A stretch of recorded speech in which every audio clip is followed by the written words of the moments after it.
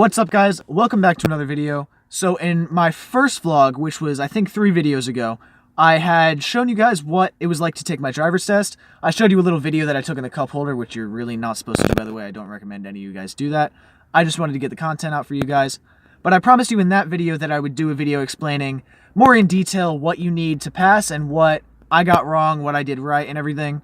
So this is that video. I think you guys will enjoy it, so let's get into it.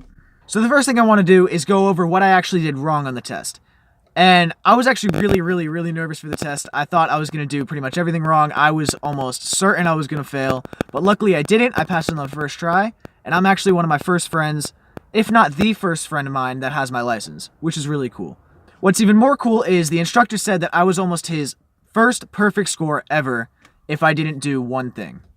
And that one thing was we had to back up 50 feet and use the correct posture, as he says. And what I actually did was I looked in the mirrors a couple times, then I looked backward like you're supposed to do, like this, and then I looked in the mirrors again, and then I stopped.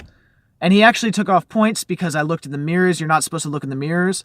So, at least in Florida anyway, at this place that I went to, be sure to actually turn around fully and look behind you the whole time. I was so mad at myself when he told me that was the only thing I got wrong, like it wasn't even funny. I was so upset. Can you tell I'm a little overachiever about everything? Yeah, it's whatever. So now I basically want to run you through the test step by step. So first, when we got in the car, he told me to put my left and right blinkers on just so we could test them. He wanted me to hit the brakes so that he could see that the brake lights were working, that the car was all safe and good for me to go. And then what he did was he got in the car and he made me sign this piece of paper just saying like blah, blah, blah, I agree to the terms or whatever. Nobody ever reads that. But I signed it anyway, obviously. And then basically what we did was we went over like driving rules. He basically told me that he would never tell me to do anything unsafe, so listen to him pretty much everything that he said. And then he told me to put the car in drive and we were on our way. So the first thing we did was we pulled up to a left-hand curve, and I've actually heard of a lot of people that mess up here because there's this white line in the middle of the road, and on the right side of it, it kind of seems like there should be parking spaces or an unloading area there, but you actually have to stay to the right of that line, and a lot of people go to the left of it. So if you're doing your driver's test and it's similar, watch out for that. But then after you do that left-hand curve, you park your car and he goes over the next maneuver. And the next maneuver is you have to left-hand park. In Florida, at least, you don't have to parallel park, though. In some states, you still do. I think you probably should have to parallel park because there's a lot of places where you do actually have to parallel park in the real world. So to be tested on that just kind of makes sense, prevent accidents and stuff like that. But in Florida, luckily for me anyway, I didn't have to do it. So once I pulled in the parking space, I got it all good. You have to be even in the lines and everything. And you obviously can't hit the cones anywhere. But then he told me to put it in park, and I did that, and we talked about the driving on the hill question. So basically, he asks you a question. I think it was downhill that he asked me. He said, if you were parking on a downhill slope, what would you do? And from what I've heard, you actually have to be really specific about this question. So I went into pretty much as much detail as I possibly could. So I think what I said was you have to pull over, put it in park, pull the parking brake, turn the wheel all the way to the right, and then turn the car off. Now, why did I even have to say that you turn the car off? Well, I've actually heard of people that have failed their test because they didn't say turn the car off. They actually got points off for that, which is kind of ridiculous to me. I mean, if you're parking, it's kind of obvious that you're turning the car off, right? Like you're leaving the car and going somewhere else. But I made sure to stay safe and do that, so I suggest that you guys should probably do that too. And one thing I forgot to mention, use your blinkers at all possible times.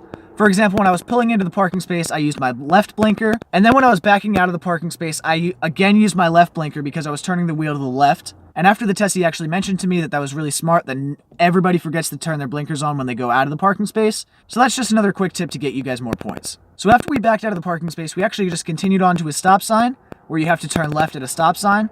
Obviously, make sure to stop your car completely, and make sure that you can actually see the line in front of your car completely. This way, the instructor knows for sure that you're behind the line and you know where the front of your car is. And then after you stop completely, you can pull up a little bit if you can't see. And then whenever it's safe, you make the left-hand turn. And then after that, we went up a couple of stop signs, again, making sure to stop completely. And I think I was waiting around a second after I stopped to keep going, just to make sure that he knew that I was safe. And then I made another left-hand turn into a neighborhood where he told me to stop. So I stopped in the middle of the road.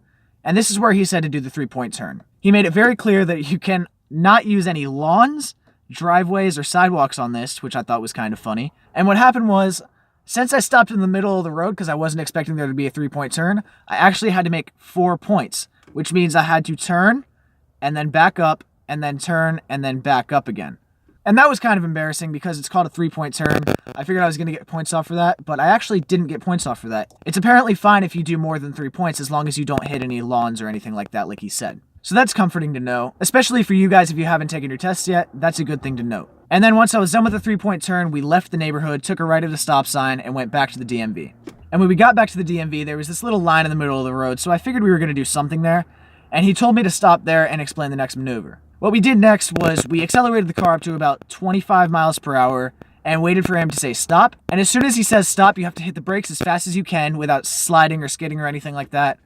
Which I'm sure is a big deal in like New York or something where you have ice, but here it wasn't that big of an issue. You just had to basically slam on the brakes so that you stopped in front of another white line that you could see. So the next maneuver is the one that I was talking about earlier in the video, where you have to put it in reverse and back up 50 feet. Now this test is basically to make sure that you know the limits of your car, the bumpers and everything, and know how to keep your car straight while you're looking backwards. Which I apparently don't know how to do, but it's whatever. And then after you have backed up that 50 feet, he tells you to keep going forward and go back to where you started. And that's it. That's the entirety of your test. Once you park, you get out of the car. He tells you if you passed or you failed. And hopefully you would get good news like I did, saying that you passed the first time and so that you don't have to take another test and you don't have to wait longer for your license. Which is a really great feeling, I should add. So now that you know what's on the test, I want to tell you what I did to train for it. So a couple weeks in advance, I was making sure to do everything very meticulously, just like I would on the test. I was making sure to have my hands both on the steering wheel at 9 and 3 or 10 and 2, depending on the car that you have.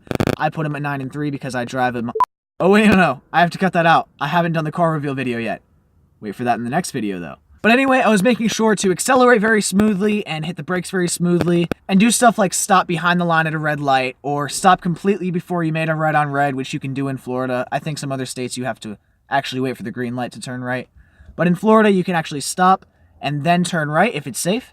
And I was making sure to stop completely to make sure that I was totally safe and totally fine to do it on the test. I was also doing things like making sure my blinker was on far before I changed lanes or did any turns, and then waiting to turn off the blinker until I was completely in the lane. Just so that way, if they were that hard on the test, that I would know exactly what I was doing and I'd be prepared for that. And then simple little things like checking your mirrors often and looking both ways at a stop sign, just so that I was sure that I'd be fine on the test. I was so nervous that I did all of these things for weeks before the test, and it turned out to work for me.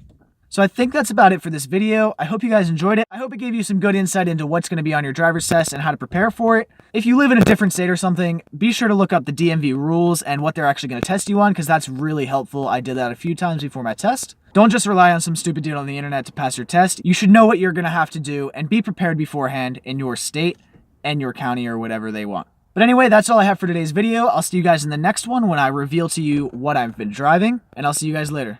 Peace.